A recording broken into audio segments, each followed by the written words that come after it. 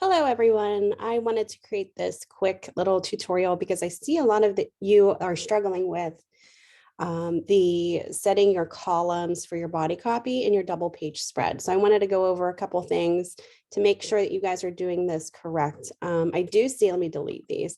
I do see a lot of you guys creating text. Pull up my guides here. Text boxes for every single individual, like you're almost creating, this is what I'm seeing right now with some of you guys,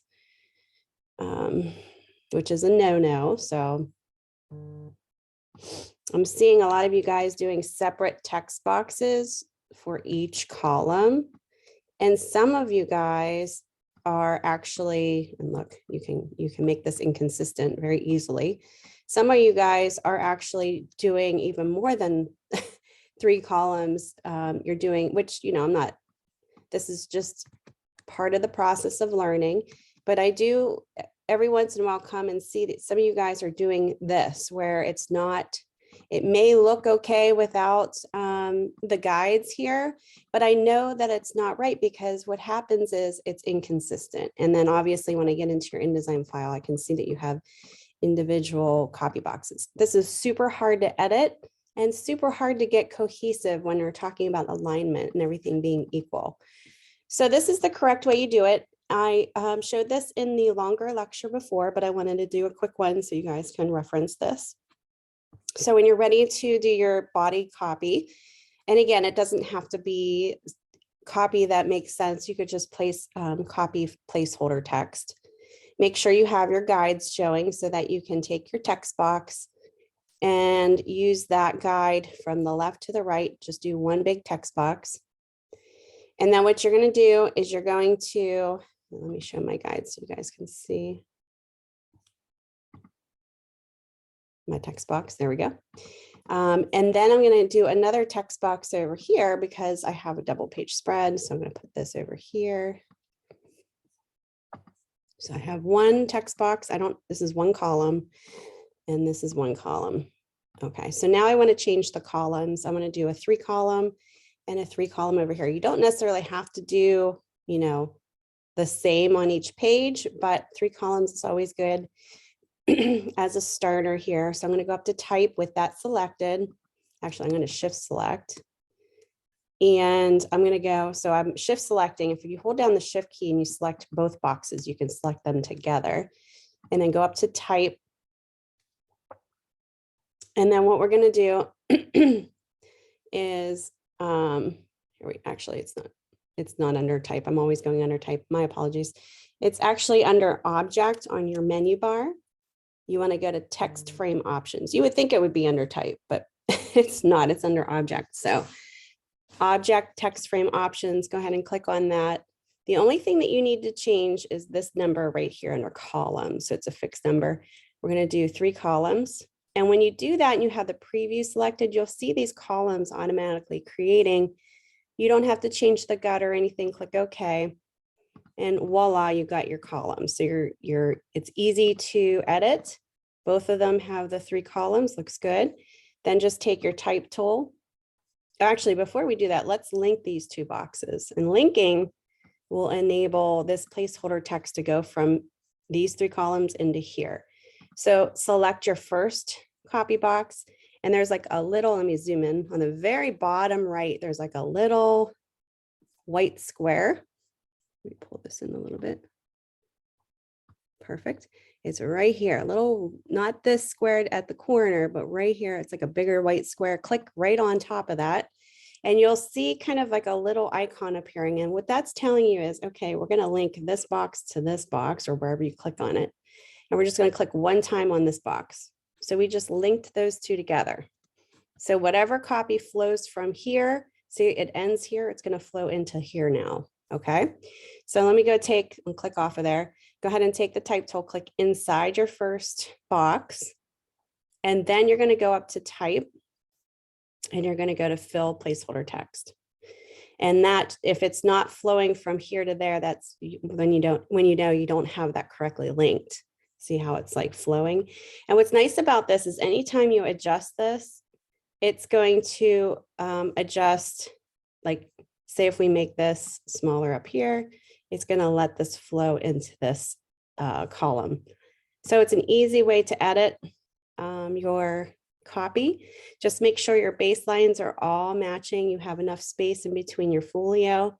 Down here, this is a good space, then it's all baselines are all matching at the bottom and throughout the columns.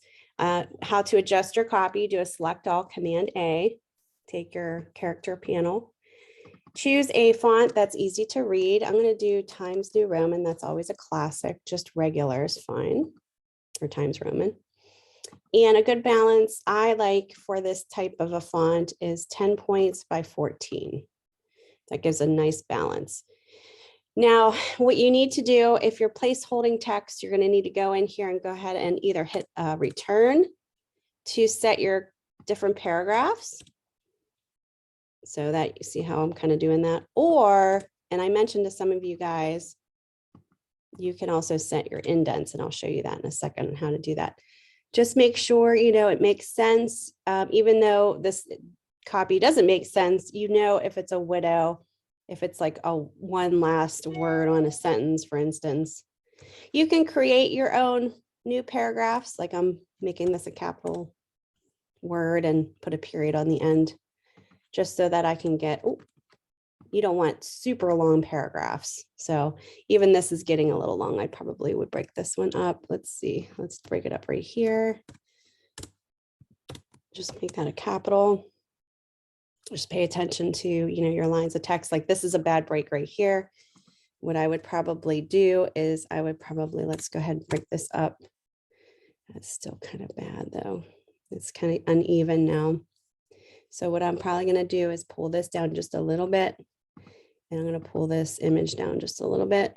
There we go. Perfect. So now it's all aligning on this space, on this margin line, which is locked here. Our guides, margin guides. See how this from page 1 to page 2. It's very important to keep this consistent in terms of alignment, your baselines. This all should be consistent. Fix any weird spaces. This is a bad break here. So let me fix that. It's a little weird when you're dealing with this type of copy because, it's not really copy that makes sense. So, and I'm just going to add more filler copy here. And this is something you might need to do, just kind of add more, and that's fine. Okay, just make sure you don't have any orphans or widows, and that's good. Or you can do indents. So this is, let me hide my guide so you can see what this looks like. So that's one way you can separate your paragraphs. Let me show you one other way, and then we can end this. But you can see that everything's aligned. The baselines are all aligned. The columns are all aligned. It looks great. Okay, so let's say you don't want to do the extra spaces in between here. You have to make a return though. It almost has to be like a paragraph is started in order to do indents here. Take out all these spaces. Okay. So what we're going to do is we're going to select all. And we're going to do, remember how I said to create a paragraph style in the last lecture? So we're going to do a paragraph style. So go up to, what did I just do? Go up to type, choose paragraph styles. Your paragraph panel will appear. You're going to hit this new plus sign button, and we're going to name this body copy. And this body copy, just go ahead and click down to basic character information. This is times, this is set at time. So change it to what you want, 10 points by 14, that looks good. Now go down to indents and spacing. And what we wanna do is we wanna do align left, that's fine. We wanna do first line indent. And you don't wanna go over 0.125. You wanna keep it at 0.125 because that's too big if you go over that. So first line 0.125, click OK. And when you set that, you can see that each paragraph is being set just a little bit by an indent. There's something weird going on down here. But there we go. We got a weird indent there.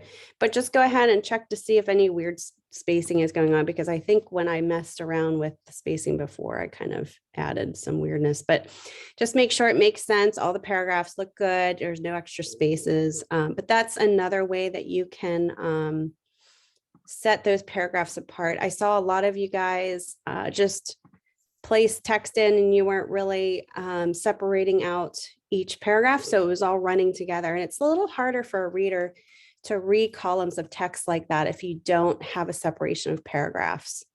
So that's why it's important. All right, well, good luck. I hope this helps. I'm going to paste this into announcements for all of you.